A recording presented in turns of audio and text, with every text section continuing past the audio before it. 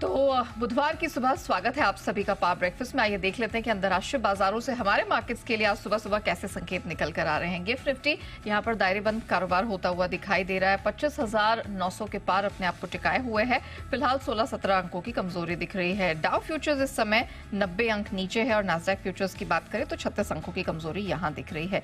Asian space पे नजर डाली जाए तो यहां पर भी आप कह सकते हैं मिला जुला सा माहौल है। 50 अंकों की स्ट्रेंथ के साथ फिलहाल जापानीज मार्केट निके ट्रेड कर रहा है। बाकी जितने मार्केट्स खुले हैं यहां पर ढीला ढाला सा ही माहौल फिलहाल तो नजर आ रहा है। लेकिन एक्शन बना है कमोडिटी मार्केट में, जहां सोना रिकॉर्ड ऊंचाई पर है, चांदी 4 महीने की ऊंचाई पर है, कच्चा तेल और मेटल्स में भी हरियाली छाई हुई है। क्या कुछ हुआ है अंतर्राष्ट्रीय बाजारों में, कौन से महत्वपूर्ण ट्रिगर्स और डेटा पॉइंट्स पर रखनी नजर, समझ लेते हैं। दीपांशु के पास है पूरी डिटेल्स। दीप, मॉर्निंग। क्या जबरदस्त एक्शन है इक्विटी मार्केट्स में, जबरदस्त एक्शन है कमोडिटी मार्केट्स में, क्या हुआ है? अच्छा एक्शन हो रहा है। ग्लोबल मार्केट्स अच्छे मूड में दिख रहे हैं और लगातार नए हाइज बनते हुए दिख रहे हैं। चीन में लोड्स डेवलपमेंट हो रहे हैं। कल एक इंटरेस्टिंग स्टिमुलस मेजर एक तरह से आया था।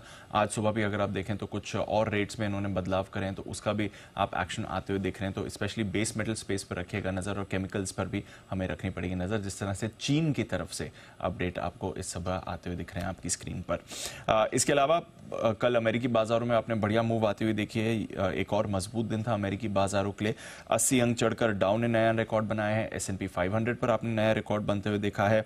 नैस्डैक पर आधे % की बढ़ोतरी थी और एनवीडिया के शेयर में कल हमने 4% का उछाल देखा। तो इस तेजी का एक बड़ा योगदान एनवीडिया की तरफ से भी आया था। रिसेंटली थोड़ा प्रेशर था क्योंकि इनके CEO कुछ शेयर्स बेच रहे थे। करीब $700 मिलियन के उन्होंने शेयर्स बेचे हैं, बट अब क्लैरिटी आ गई कि इसके बाद वो और शेयर्स नहीं बेचने वाले। तो इस खबर के बाद 4% की तेजी आपने एनवीडिया में आती हुई देखी। 2 दिनों की नरमी के बाद कल स्मॉल कैप्स में भी थोड़ी खरीदारी आई है। रसल 2000 में पॉजिटिव एक्शन दिखाए, बट एक डेटा पॉइंट आया था और डेटा पॉइंट एक्चुअली कल खराब आया था।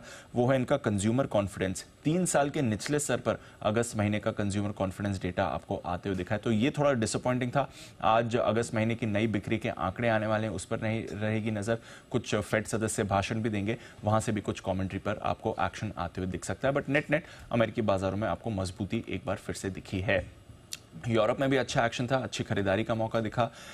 चीन के एक्शन के बाद आपने अक्रॉस द बोर्ड कमोडिटीज में मूव आते हुए देखे। सोना रिकॉर्ड ऊंचाई पर एक बार फिर से है, लगातार 5वें दिन मजबूत। चांदी 4 महीने की ऊंचाई पर है।